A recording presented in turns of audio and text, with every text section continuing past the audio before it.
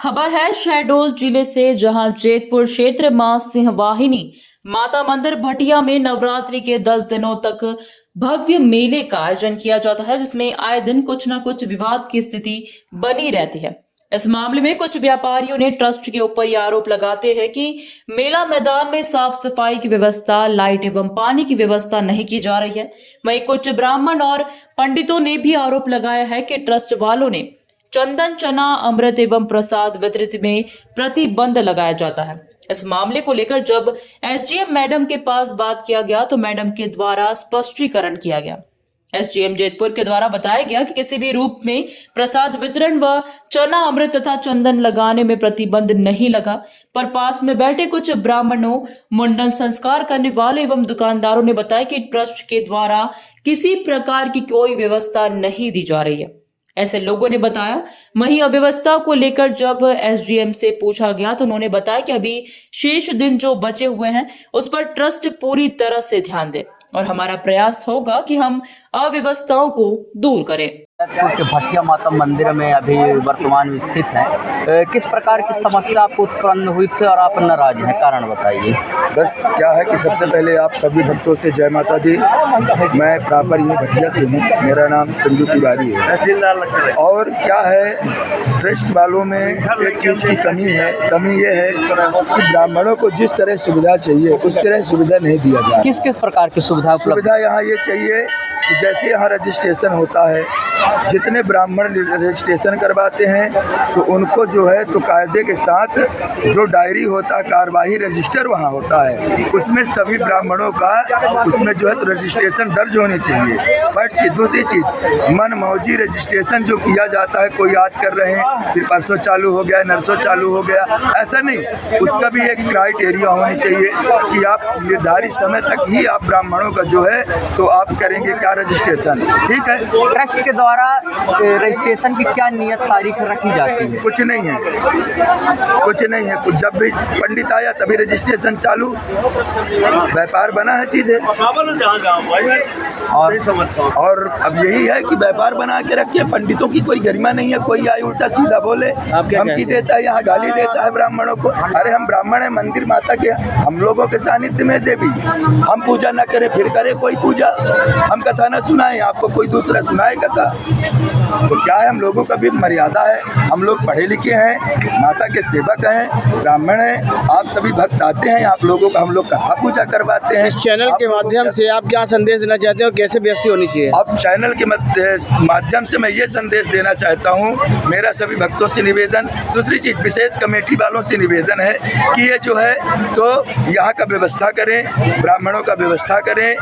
Registration जो होता है, रजिस्ट्रेशन क्राइटेरिया, उसका समय होना चाहिए कि आप इतने दिन तक ही रजिस्ट्रेशन करेंगे, अगर के बाद नहीं करेंगे। अगर ट्रस्ट के द्वारा इस प्रकार की व्यवस्था फैलाई गई है जी, तो प्रशासन को आप क्या संदेश देना चाहेंगे? संदेश यही देना चाहते हैं कि शासन इसका व्यवस्था करे, इसका विरोध करे, ब्राह्मणों को सुविधा दे। ब्राह्मण किसके पास जाए? ब्राह्मण का व्यवस्था करना शासन का काम है। किस प्रकार की सुविधाएं उपलब्ध करानी चाहिए? उपलब्ध शासन को इस तरह सुविधा उपलब्ध कराना चाहिए कि ब्राह्मण सभी कोई बढ़िया आराम से बैठे, उनको सुविधा दें, रजिस्ट्रेशन करें। क्योंकि ब्राह्मण एक सम्मानित है, मुखमासी ब्राह्मणों भगवान के समान ब्राह्मण होते हैं, तो ब्राह्मण तक भी कोई गरिमा होती है। इसलिए हमारा निवेदन है ट्रस्ट वालों से भी, सभी से, कि ब्राह्मणों का सुविधा दिया जाए और उनको बढ़िया बैठाया जाए। महत्वपूर्ण यही है कि वो लोगों से मेरा विशेष निवेदन है कि थोड़ा जरूर ध्यान दें। सुनने में ये भी आया है कि जो बाहर से जो ब्राह्मण वगैरह आते हैं चित्रकूट इत्यादि स्थलों से, उनको बिजली, पानी एवं ठहरने की कोई व्यवस्था नहीं है? कोई व्यवस्था नहीं है, बिल्कुल नहीं है। क्या व्यवस्था, कहाँ भक्त रुके? भक्तों का ठहरने का व्यवस्था नहीं। बाहर से भी ब्राह्मण आते हैं बेचारे, वो लोग भी यहाँ वहाँ भटकते रहते हैं, कहीं यहाँ से वहीं, कहीं वहाँ से वहीं है। उनको भी व्यवस्था चाहिए। रजिस्ट्रेशन करके ट्रस्ट तो पैसा ले रहा है, पर ब्राह्मण का व्यवस्था भी करे ना ट्रस्ट। मैडम, कल चंदन और किसी प्रकार की कल समस्या को लेकर कल उत्पाद समस्या, ऐसा क्या मामला? देखिए, ऐसा मामला, एक खबर तो आई थी, मुझे पेपर कटिंग सुबह मिली थी देखने के लिए कि मुझे भोग प्रसादी और चरणामृत के लिए प्रतिबंधित किया गया है, लेकिन ऐसा बिल्कुल नहीं है। मैटर जो है भीड़ को कंट्रोल करने के लिए उसको जो चरणामृत और प्रसादी है उसको मेन मंदिर माता रानी से थोड़ा सा करके भीड़ रोकने की व्यवस्था की बनाई है। अभी 2-4 ब्राह्मणों से और पंडितों से बात की। मैडम उन्होंने बताया कि ट्रस्ट के द्वारा यहाँ सुविधाएं नहीं हैं। जैसे बाहर के जैसे पंडित आते हैं चित्रकूट इत्यादि, तो उनको रहने के लिए ठहरने के लिए बिजली पानी की समस्या हो रही, क्या है मैडम? ये मेरे नॉलेज में नहीं है और ना ही किसी ने मेरे से कोई शिकायत की। ट्रस्ट मेंबर से सारी बैठक हुई है। अगर कौन है वो एक बार आके इसकी समस्या मुझे कभी बता सकते हैं। और वैसे भी आज लास्ट डे है, कल नवमी है, परसों दशहरा है। अगर इस तरह की कोई समस्या आई है तो उसको अलग से बैठे ताकि अगले सेशन में दिक्कत ना हो, अलग से व्यवस्था। मैम बाहर से व्यापारी आते हैं, उनका कई व्यापारियों का आरोप है कि यहाँ जो रसीद काटा जाता है उस रसीद का पैसा लिया जाता है, लेकिन ना तो यहाँ पानी की व्यवस्था, ना तो साफ़ सफाई, ना झाड़ू लग रहा है और ना ही लाइट की व्यवस्था दिया जा रहा है ट्रस्ट के द्वारा। ऐसी तो कोई बात हमारे सामने पानी की व्यवस्था है, टैंकर खड़े हुए हैं हर जगह। नहीं, जो व्यापारियों से हमने सुना है वो बता रहे हैं आपको। व्यापारी देखिए आपको उन्हें शायद हो सकता है इन्फॉर्म किया हो, पर हमारे तक नहीं आई। अभी मैंने विजिट राउंड किया तो मुझे गंदगी दिखाई दी है, तो हमने अभी स्टाफ को डबल करने के लिए बोला है और फिर शाम तक का बीच होगा। अगर ऐसी समस्याएं उत्पन्न हुई हैं तो आगे क्या व्यवस्था है मैडम? देखिए आगे तो प्रॉपर तरीके से जो भी शिकायतें आई हैं, हम एक कमेटी की सारी और जन सामान्य जो भी है जिनको भी शिकायत है, एक बार आगे मिल सकता है कभी भी मेरे ऑफिस में। और जो समिति बनी हुई है इसकी बैठक हम दशहरे के बाद कॉल करेंगे और जो भी समस्या है उसको प्रभावी रूप से निराकरण करने की हम प्लानिंग करेंगे और अगला जो सीजन आएगा उसमें सुधार होगा। तो किस दिन की घटना है और भटिया मंदिर में क्या घटना हुई जिससे आप सभी नाराज हैं? देखिए घटना की बात ये है कि दूज के दिन की बात है। रजिस्ट्रेशन का दिन कोई निर्धारित नहीं किया गया है कि कब से चालू होगा, कब तक किया जाएगा, है ना। तो उसी दिन दूज के दिन करीब 9 साढ़े 9 बजे किस चीज़ का रजिस्ट्रेशन? कथावाचकों का रजिस्ट्रेशन। उसी दिन से सुबह रजिस्ट्रेशन करीब 8:30-9 बजे से स्टार्ट हुआ था और 9:30 बजे करीब मैं कथा सुना रहा था ना। मैं कथावाचक हूँ, कथा का काम करता हूँ। उतने में ही 2-3 लोग ट्रस्ट के आए और मेरा कथा स्टार्ट हो चुका था।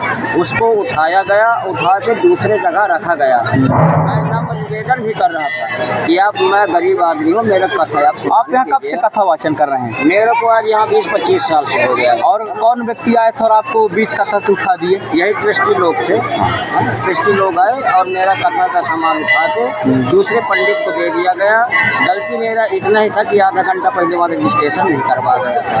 ठीक बात है, मेरा कथा उठा, ठीक बात है, लेकिन भगवान का अपमान नहीं होना चाहिए। उस वक्त श्री सत्यनारायण भगवान का अपमान हुआ, जो कि दीपक जल चुका था, आचमन मैं करा चुका था, फूल बेलपत्र सब कुछ रखा कि जजमान को स्टार्ट करने वाला था।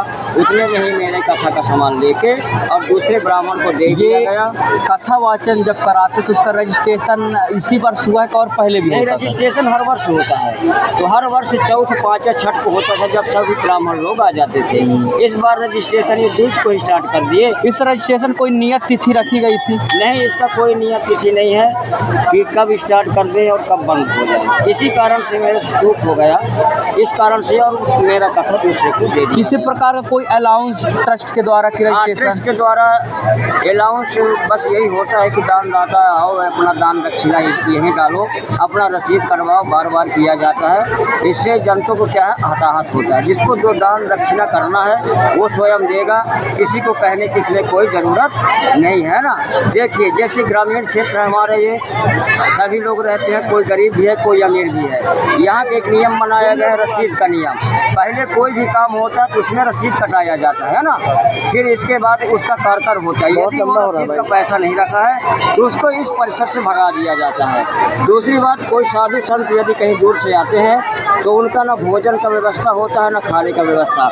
उनको सीधे यह कह दिया जाता है कि महाराज जी हमारा यहाँ कोई व्यवस्था नहीं है, आप लोग जा सकते हैं। अभी जो कोई बाहरी साधु आए हो किस किस जगह से आए होंगे?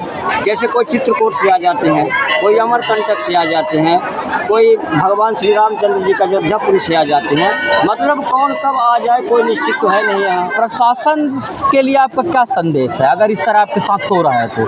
देखिए प्रशासन के साथ हम मैं क्या कह सकता हूँ, उसमें मैं कुछ नहीं। पर ये है कि यहाँ का व्यवस्था सख्त होना चाहिए, है ना। जो नियम है धर्म के अनुसार, हमारा सनातन धर्म